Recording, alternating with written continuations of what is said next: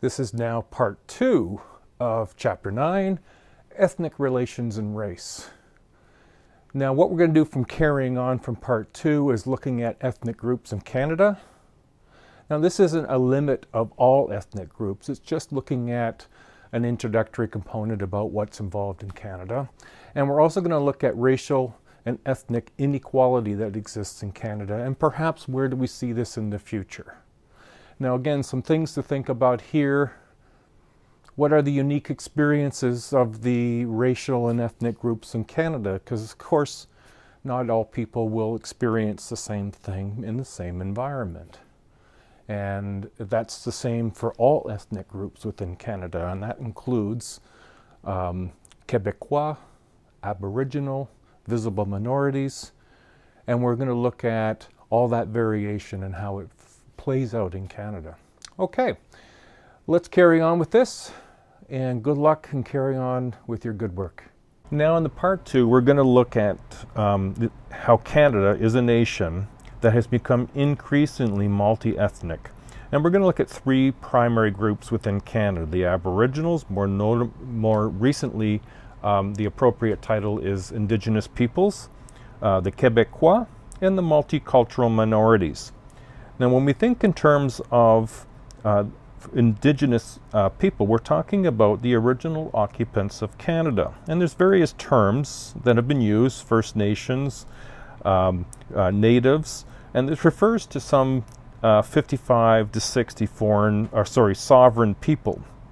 Now the Indian Act designates there being status Indians and non-status Indians. Status Indians are those with the legal rights under the Indian Act, and non-status Indians are those without the legal status. There's also the Métis, which are descendants of Indians and non-white unions, primarily French settlers and Indian women. And then there's the Inuit.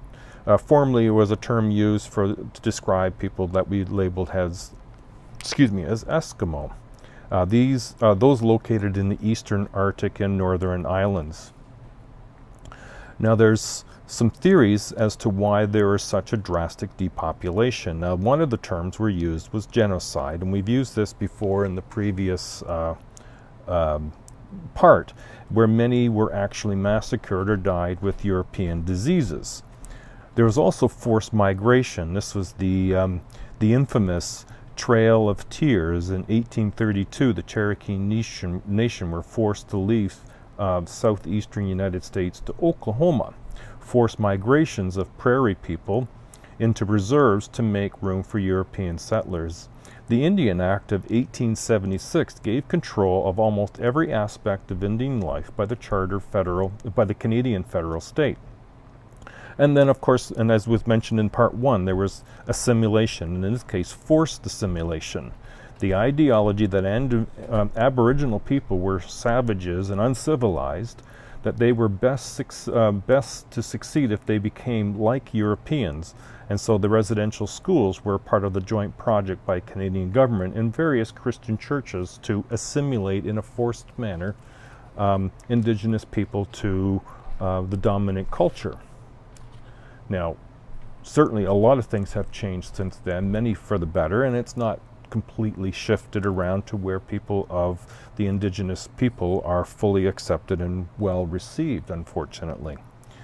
So when we're thinking about Indigenous people today, by the 2006 census, some of the patterns starting to emerge regarding Indigenous populations, Indigenous people of Canada, they had reached 1 million people within Canada. Now that's North American Indian status and non-status was about 700,000, Métis about 300,000, and Inuit about 50,000, and it represents about a total of 4% of the Canadian population. And so it's shown a big jump in terms of the overall growth of Indigenous people in Canada, and that trend is appearing to continue to go. Now some of the characteristics that we can consider, they're considered in terms of the overall population, some of the more disadvantaged of Canadians in terms of income, employment, housing, nutrition, health. These are all very big issues, of course, because, of course, if it was affecting us individually, and it does for many Canadians, aside from just Indigenous people, it's very important issues. Life chances. Now, life chances, as was mentioned in the first video, is looking at things like education, things that allow us to succeed in life and perhaps lift us up from where we are to where we could be. And that's a life chance. There are less life chances for Indigenous people, 5 years or less than others. Now, the highest infant mortality rate is among, and disease rates are among Indigenous people, and limited educational opportunities. Now, all of these things are going to begin and have begun to have some shape and changes, but none of these changes are happening quickly enough for those who are experiencing them, and change typically does move rather slowly, given the kind of importance these issues are. Now we're going to look at the Québécois. In 1608, the first settlement of French immigrants to Quebec City, after the 7-Year War of Conquest from 1756 to 1763, the British defeated the French. The French were allowed to keep their religion, their language, their culture, while the economic and political power was that of the British. There was the Quiet Revolution, a rapid modernization. This was in the 60s. Rapid modernization, industrialization, and secularization processes from the 60s to the 1960 to 1966. The most salient effect, the Quebec nationalism or the sovereignty movement, this process from the 1970s, the sovereignty movement gained momentum to the near success in 1995, where the Separatist Party, the Parti Québécois, governed Quebec until 2003, with the success of the Liberal Party and Jean Claret coming in after that. Now, this is only just a quick overview, and I'm sorry I don't go into more detail, but really we're only looking at what are the sort of groups that have emerged over years of being in Canada, and that's the second group, the Québécois. We can then move into some of the trends that we've seen more recently with visible minorities. Most Canadian immigrants today are members of a visible minority group, about 75%. And there's a change from the discrimination processes that we've established in the 1869 onward, where we can look at the discrimination of the Chinese, the Japanese, the South Asians, and the Jewish Canadians, to emerging to what would be considered a point system in 1967 that evaluates new immigrants without looking at ethnic, racial, or religious criteria. Now, immigration trends from 1929 to the present, we can look at the 1960s, where the majority of Canadians were from the United States and Europe. By 2001, the majority came from Asia and Middle East. When we think in terms of diversity in Canada, the patterns are demographically through Stats Canada. New immigrants tend to live in cities more than they do in the rural areas. The most common cities would be Toronto, Montreal, and Vancouver.